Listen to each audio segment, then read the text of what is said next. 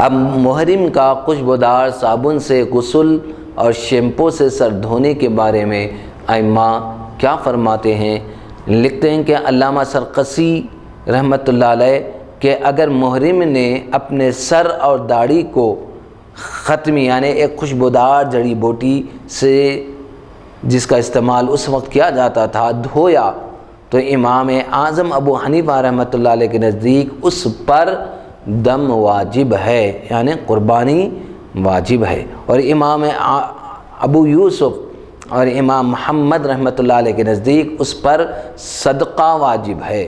کیونکہ ختمی خوشبو نہیں بلکہ وہ اشنان ایک جڑی بوٹی کی طرح ہے جس سے غسل کیا جاتا ہے، لیکن چونکہ اس بوٹی سے جوئیں مر جاتی ہے اس لیے صدقہ لازم ہے۔ اور امام ابو یوسف کا ایک قول یہ ہے کہ اس پر کچھ لازم نہیں، اور اس روایت کی تعویل یہ ہے کہ جب اس نے قربانی کے دن رمی کے بعد سر دھویا ہو، لیکن اگر اس نے پہلے دھویا ہو تو امام ابو یوسف رحمۃ اللہ علیہ کے نزدیک صدقہ لازم ہے۔ امام اعظم ابو حنیفہ فرماتے ہیں کہ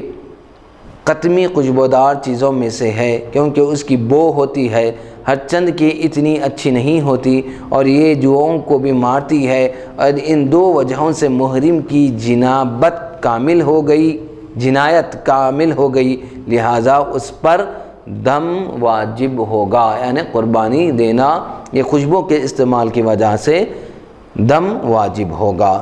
علامہ سرقسی رحمۃ اللہ علیہ نے ختمی کے استعمال سے یعنی خوشبودار جڑی بوٹیوں کے استعمال کی وجہ سے دم کی جو وجہ بیان کی ہے، قربانی کی جو وجہ بیان کی ہے وہ خوشبو ہے،